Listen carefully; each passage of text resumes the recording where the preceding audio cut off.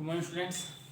Actually, it's a rainy morning. It has been raining from the last 2 days. Okay, so myself Sachin Rana, PhD Mathematics, and this video is brought to you by Emden Senior Secondary School, Kalayat. तो आज हम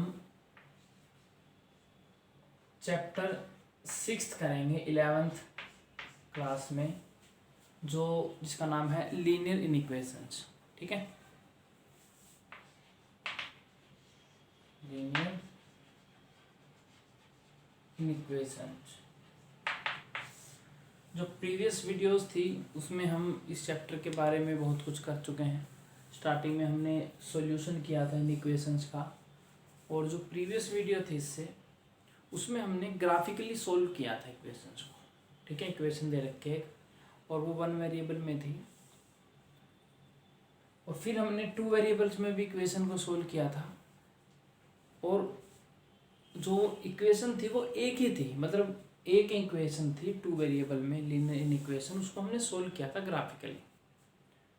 तो आज का हमारा जो topic है वो ये है कि हम डिफरेंट इक्वेशंस लेंगे, मतलब 1 से ज़्यादा लेंगे, 2 इक्वेशन 3 इक्वेशंस, और फिर उनको सोल्व करेंगे. मतलब जो कॉमन उनका सॉल्यूशन आएगा that will be represented on the graph, उसको हम ग्राफ पे रिप्रेजेंट करेंगे. ठीक है, तो चलिए स्टार्ट करते हैं.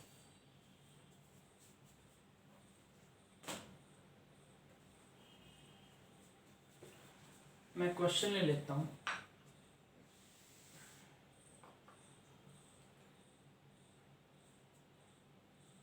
इक्वेशन है हमारे पास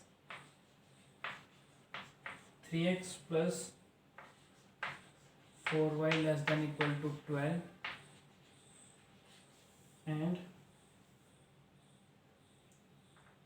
4x + 3y ≤ 12. और कंडीशंस और भी दे रखे हैं, जैसे x and y ≥ 0.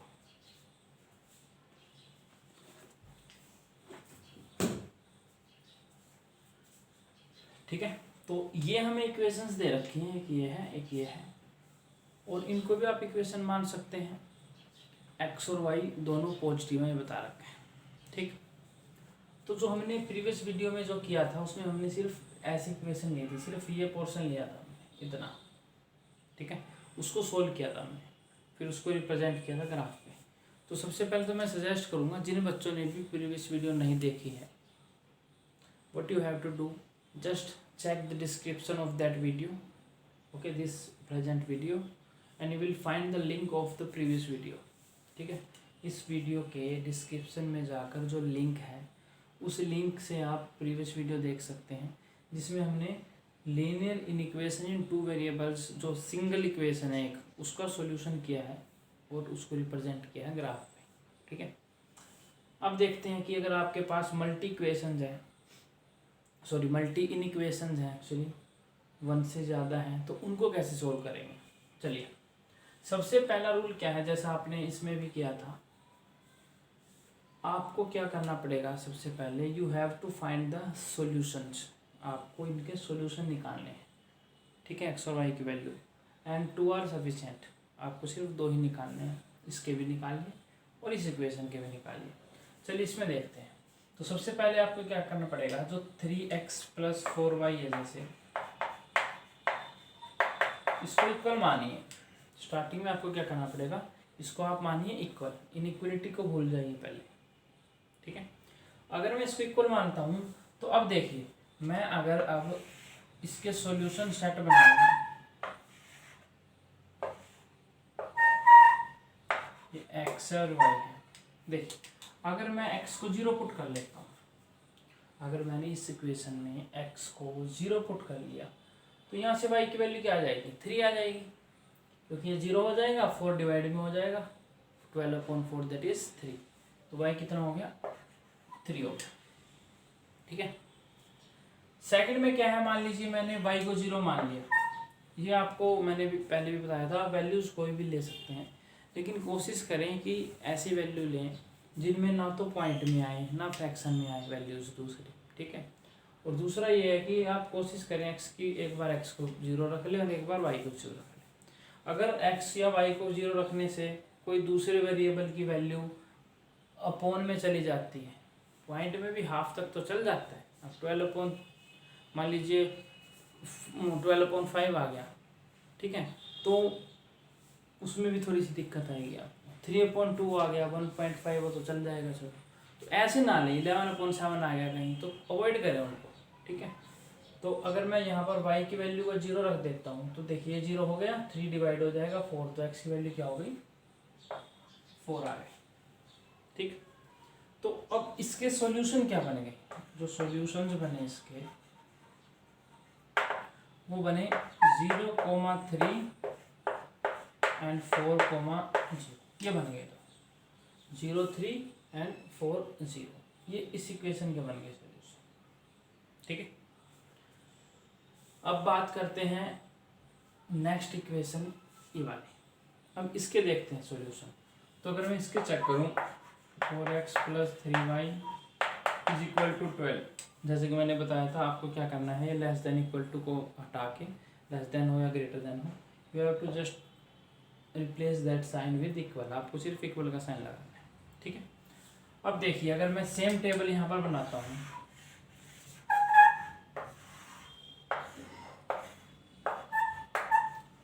x की वैल्यू अगर 0 रखते हैं, x की वैल्यू क्या रख दी मैंने, 0 रख दी। अब 0 रखने से देखिए 3 को मैं डिवाइड करूँगा तो कितना आएगा, 4, तो y की वैल्यू आ गई 4, ठीक है। और अगर मैं यहाँ पर y की वैल्यू को 0 रख देता हूँ, y को मैं अगर 0 रख देता हूँ तो ये 0 हो गया, 4 डिवाइड में चला गया, 3 आ गया, तो x क्या हो गया, 3, ठीक है। तो आपके पास 2 पॉइंट्स आ गए। तो इसके जो सॉल्यूशंस आएंगे, सॉल्यूशंस आर 0, 4 एंड 3,0। तो हमारे पास ये 2 सॉल्यूशन आ चुके हैं, 2 इस इक्वेशन में, 2 इस इक्वेशन के, ठीक है। अब आपको ग्राफ बनाना है, उसमें रिप्रेजेंट करने हैं ये। तो चलिए हम स्टार्ट करते हैं। सबसे पहले मैं यहाँ लिख देता हूँ इसके सॉल्यूशंस को, 0, 3, 4, 0, इसके हो गए सॉल्यूशन 0, 3 और 4, 0, और इसके सॉल्यूशन थे 0, 4 और 3, 0, ठीक है। ये मिटाना पड़ेगा हमें।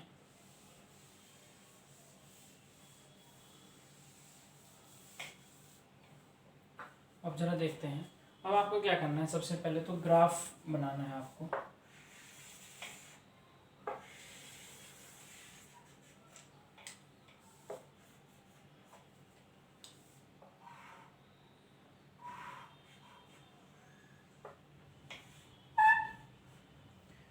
पॉइंट रखिए 1, 2, 3, 4, 5, यहाँ पर -1, -2, -3, -4, -5, यहाँ पर ये 1, 2, 3, 4, 5, यहाँ पर -1, -2, -3, ये, ठीक है।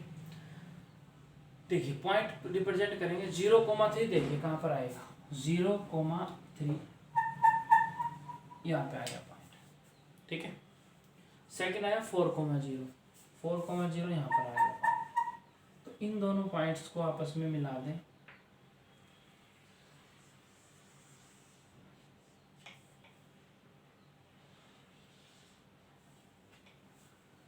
तो ये लाइन बन गई।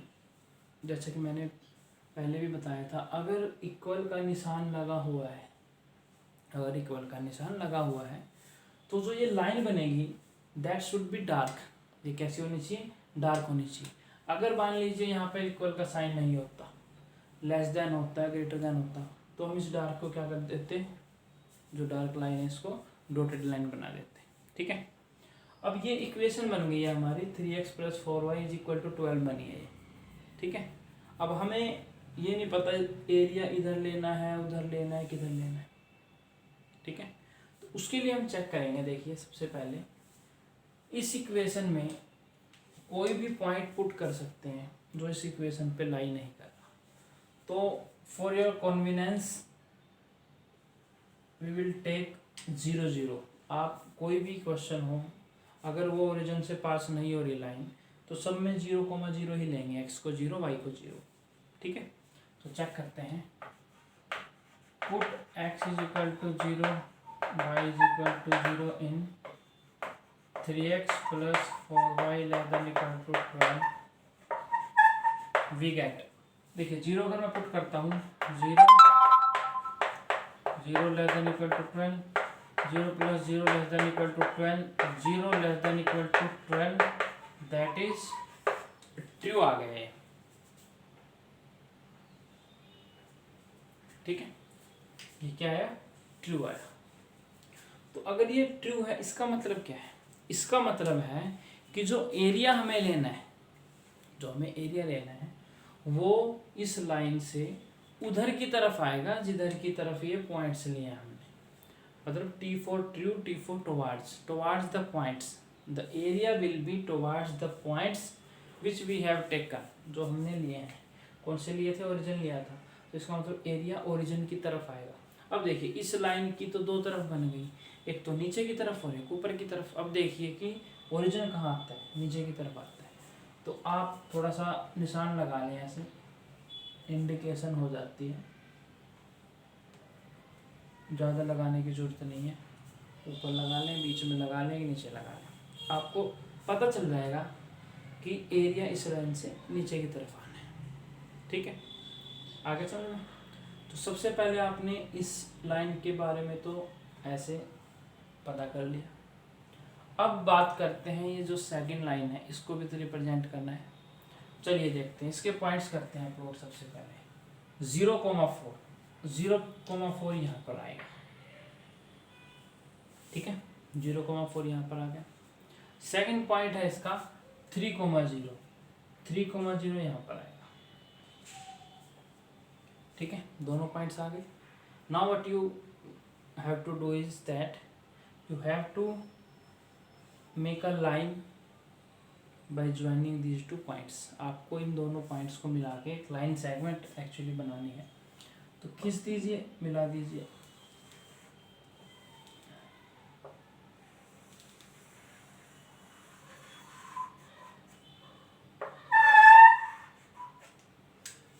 ठीक है, ये लाइन आपने ड्रॉ कर दी। ये लाइन कौन सी है, ये वाली लाइन है। ठीक, अब देखिए जो एरिया लेना है अभी भी, क्योंकि यहाँ पर लेस देन इक्वल टू का साइन है, तो हमें नहीं पता कि एरिया इससे लेस नीचे आएगा या ऊपर आएगा। Same process, you have to just put the value of x is equal to 0 and y is equal to 0 in that equation and just check whether this holds true और false. ये check कीजिए कि 0 रखने से ये satisfy होती है, नहीं होती। सेटिस्फाई होती है इट मीन्स ट्रू, नहीं होती है तो फॉल्स। तो put x is equal to 0, y is equal to 0 in 4x plus 3y less than equal to 12 we get 0 बन गया। x को जब पुट करेंगे यहाँ पर ऐसे less than equal to 12, 0 plus 0 less than equal to 12, 0 less than equal to 12, that is true.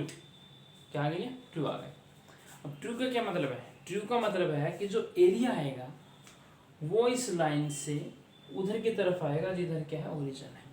अब आपने यहाँ पर निशान लगा लिया है, इससे ऐसे यहाँ पर। ठीक है, समझ में आ गया। अब देखिए ये मैं मिटा देता हूँ जो एक्स्ट्रा है।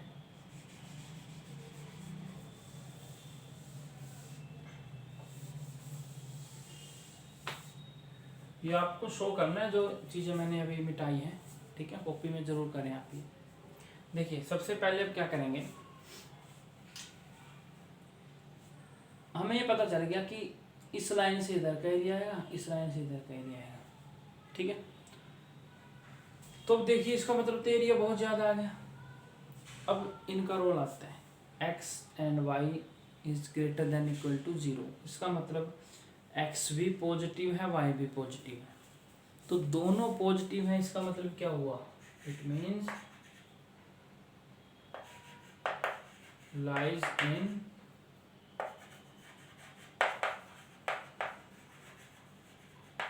First quadrant. कोई दोनों पॉजिटिव आ गए ना, एक्स भी पॉजिटिव वाई भी पॉजिटिव, तो ये तो फर्स्ट क्वाड्रेंट में आता है। इसका मतलब जो एरिया आएगा हमारा इसमें आएगा, इस क्वाड्रेंट में आएगा यहाँ पे, ठीक है। अब यहाँ आएगा क्या वो देखते हैं। देखिए आपको कुछ नहीं करना है, सिर्फ चेक कीजिए कि जैसे इस लाइन से नीचे, इस लाइन से भी नीचे है, तो आपको वो एरिया लेना है जो दोनों को सेटिस्फाई करे। अब देखिए हम ये एरिया नहीं ले सकते, ये से नहीं ले सकते क्योंकि इसको सेटिस्फाई कर रहा है, इसको नहीं कर रहा, तो आप ये एरिया बिल्कुल नहीं लेंगे। मतलब इस लाइन से नीचे का ही लेना है, तो इससे ऊपर वाला तो गया, अब इस लाइन से नीचे आ जाएंगे, तो नीचे आप आओगे तो ये एरिया बनेगा।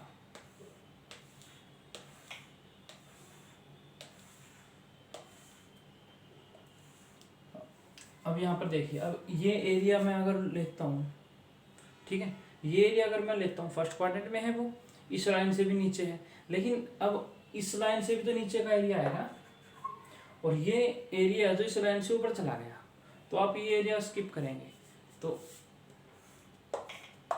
ये बन गया। तो आप इसको नाम दे सकते हैं ओ ए बी सी।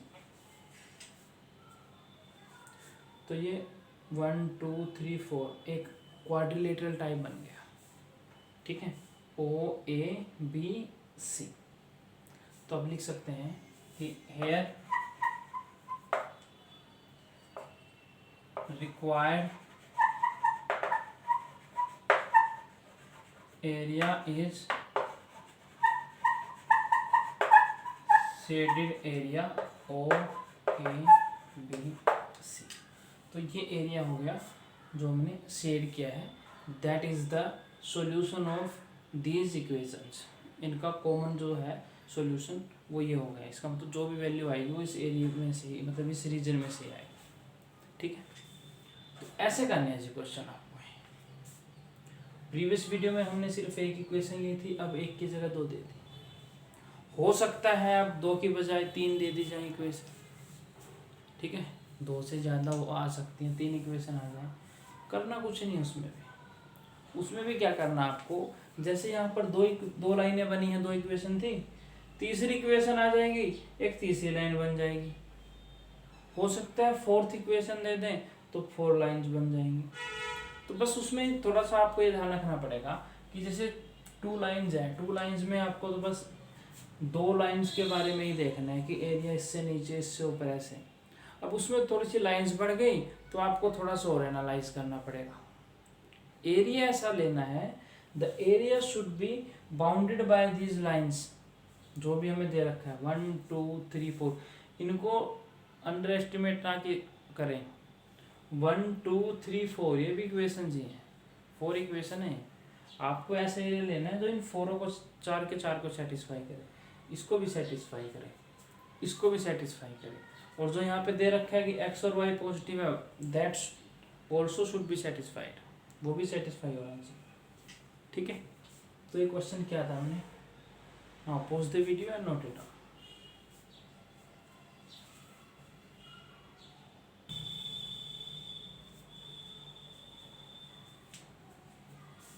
ठीक है, समझ में आ गया। अब कुछ बच्चों के कमेंट्स आए थे, तो उनकी जो क्वेरी थी वो ये थी कि सर कॉपी जो बनानी है हमें, क्योंकि स्टार्टिंग में जब स्टार्ट किया था आपने चैप्टर, तो उसमें कुछ ग्राफ का सिस्टम नहीं था इसमें, ठीक है। तो ऐसे ही स्टार्ट कर दिया था बच्चों ने। उसके बाद जब मैंने पिछली वीडियो बनाई थी उसमें हमने रिप्रेजेंट किया था ग्राफिकली, तो बच्चों ने पूछा था कि सर ग्राफ पेपर यूज़ करें, कैसा यूज़ करें, ठीक है, कॉपी में अलग से बनाएं। तो मैं वो चीज़ एक बात आपको क्लियर कर दूं। देखिए, ग्राफ पेपर अगर आप यूज़ करते हो तो बेस्ट है वो, बिल्कुल, ठीक है, क्योंकि ग्राफ पेपर भी आपका एक कॉपी को छोड़ के मैथमेटिक्स में यूज़ होने वाला एक, आप कह सकते हैं इक्विपमेंट तो नहीं आप बोलेंगे, लेकिन एक मीडियम है to represent the question in graphical form, ठीक है, that's why it is called the graph paper. जैसे मैंने ये बनाया है, कोई दिक्कत नहीं, आप वाइट शीट पे, वाइट पेपर पे बना सकते हैं, क्योंकि जो लाइन वाली कॉपीज होती है उस पर अगर आप बनाओगे तो थोड़ी सी डिस्टर्बेंस होगी, क्योंकि उसमें फिर लाइनें ऐसे भी होती हैं, ठीक है, हॉरिजॉन्टल लाइनें मिलेंगी आपको। वाइट पेपर पे अगर आप जैसे ड्राइंग शीट पे बनाते हो वो भी सही है, ठीक है। लेकिन ग्राफ पेपर में क्या होता है, एक तो आपको इतनी ज़्यादा मेहनत नहीं करनी पड़ेगी जैसे यहाँ पे करनी पड़ रही है हमें, ठीक है, कि आप एक लाइन खींचोगे ऐसे, फिर आपको चेक करना है कि वो पेपर के अकॉर्डिंग सीधी है नहीं है, फिर ऐसे आप चेक करोगे। तो ग्राफ पेपर में क्या होता है कि आपको ये लाइनें ऑलरेडी मिलेंगी दी हुई, ठीक है। ग्राफ पेपर में लेफ्ट में भी मिलेंगे आपको, ठीक है, मतलब कि जो हॉरिजॉन्टल लाइन हम बोलते हैं लेफ्ट टू राइट वो भी मिलेगी, और वर्टिकल लाइंस भी मिलेंगी अप टू डाउन, ठीक है, ऊपर से नीचे। ग्राफ पेपर आपको पता होगा, जैसे ऐसे ऐसे होते हैं, तो उसमें आपको ये मिलती है, जैसे यहाँ से बनाना, आपको एक लाइन ये बन गई, एक ये बन गई। आप कुछ नहीं करना, आपको सिर्फ वहाँ पर पॉइंट्स को प्लॉट करना है। और पॉइंट्स में भी क्या होता है, यहाँ पर अब हमने एक कॉमन गैप लिया था, हो सकता है अगर आप बिल्कुल ही माइक्रोस्कोपिक व्यू में देखें तो जी ये थोड़ा सा कम है, ये ज़्यादा, थोड़ा हो सकता है ये चीज़। हालांकि अगर आप स्केल से मापोगे, मेजर करोगे तो ये प्रॉब्लम नहीं आएगी, ठीक है। फिर भी यहाँ पे थोड़ा इजी रहता है, आप क्योंकि ये इक्वली डिस्टेंस होता है इन सब का, तो यहाँ से आप 1 2 3 4 ऐसे पॉइंट ले सकते हैं, लेफ्ट में भी, मतलब हॉरिजॉन्टल डायरेक्शन में भी और वर्टिकल में भी, दोनों ले सकते हैं, ठीक है। एग्जाम में आपको प्रोवाइड करवाया जाता है ग्राफ पेपर, और आदत डालिए ग्राफ पेपर में भी बनाने की, क्योंकि जो फाइनल एग्जाम होते हैं उनमें भी बोर्ड में अब जो कॉपी होती है 10th 12th में, उनमें मैथमेटिक्स में कॉपी के बीच में ही होता है ग्राफ पेपर, ठीक है। तो आप अब दो ऑप्शन आपके पास, या तो आप ग्राफ पेपर ले आएँ, कॉपी बुकलेट होती है पतली सी, 15-20 रुपये की मिल जाती है, और आई थिंक उसमें इतने ही पेज होते हैं, 20-25 के आसपास। तो या तो आप क्या करें कि उस कॉपी पे बनाएं और उस पर क्लास 11th चैप्टर 6 ये लिख लें, स्टार्ट करें बनाना, ठीक है। तो उसमें क्या है कि मान लीजिए आपने कोई मोटी ग्राफ को कॉपी ले आए आप, उसमें पेज ही बच गए। हालांकि हमारी एक यूनिट और आएगी स्टैटिस्टिक्स, उसमें भी आप यूज़ कर सकते हो वैसे उस चीज़ को, लेकिन मैं आपको सजेस्ट ये करूँगा कि बजाय ग्राफ कॉपी के, ठीक है, ग्राफ पेपर तो यूज़ करें, ग्राफ कॉपी में से आप जैसे आपने कोई भी ग्राफ बनाया, उसके बाद आप क्या करें कि उस ग्राफ पेपर को, जो आपकी फेयर कॉपी है, नोटबुक है, वहाँ पे क्यों ना पेस्ट कर लें, पेस्ट कर सकते हैं आप, उसको पेस्ट कर लें वहाँ पर, क्योंकि इससे फ़ायदा होगा आपको कि 2 कॉपियाँ नहीं बनानी पड़ेंगी आपको, फिर जो अलग से ग्राफ कॉपी है वो भी रखनी पड़ेगी, ठीक है, और फिर जो फेयर कॉपी है भी रखनी पड़ेगी, फिर उसमें यह है कि गुम हो जाए, फिर चेकिंग के लिए भी आपको अलग लानी पड़ेगी। तो ये मेरा एक आपको पर्सनल सजेशन है। बाकी अगर आप, कई बार ऐसा होता है कि मैंने बच्चों को देखा है कि कॉपी को पे वो पेज को पेस्ट तो कर देते हैं, लेकिन पेस्ट भी वो इस तरीके से करते हैं, पता नहीं कि वो ग्लू ज़्यादा लगाते हैं जैसे भी है, तो बैक साइड भी ख़राब होती है। कई बार तो ऐसे जैसे फेविकोल लगाया, लगाने के बाद बंद कर दिया, ठीक है। तो होता तो यह है कि जैसे ये कॉमन चीज़ें हैं, बताने की ज़रूरत नहीं होनी चाहिए कि लगाने के बाद उसको सूखने तो दो, वो ऐसे लगा देते हैं और बंद हो गया, बाद में 2-3 पेज ऑलरेडी चिपे मिलते हैं उनसे। तो ये चीज़ें अगर आपको लग रहा है कि जी प्रॉब्लम आती है, तो फिर आप कर सकते हैं, अलग से कॉपी लगा लीजिए, ठीक है। उस कॉपी में आप अलग से जो भी ये चैप्टर हम करवा रहे हैं वो कीजिए। अगर आपको लगता है कि सर पेज ये तो सिर्फ 4 या 5 क्वेश्चंस की ही बात है, उसके लिए बुकलेट क्यों नहीं, तो देखो ऐसा है, तो प्रैक्टिस है। अब 4-5 कह रहे हो, मैं आपको 100 50 200 जितने बोलोगे आप नेट से ले सकते हैं, कितने क्वेश्चन कीजिए आप, ये तो आप कितने भी क्वेश्चन कर सकते हैं, इसमें कोई ऐसी वो बात नहीं है, ठीक है। और वो ग्राफ पेपर है वो तो आपके और भी यूज आएगा, भाई बहन आपके, तो उनको दे दीजिए। बुकलेट में अगर आपके 6 या 10 पेपर ही 10 पेज भी हैं, तो बाकी अगर एक्स्ट्रा है तो उनको दे दीजिए, यूज़ कर लेंगे, ठीक है। तो ये मैंने बताया था आपको कि आपको मेंटेन कैसे करनी है कॉपी को। कमेंट बॉक्स में मेरे पास पूछा गया था, बच्चों ने ये पूछा था कि सर ग्राफ कॉपी का बता दीजिए एक बार कैसे करना है।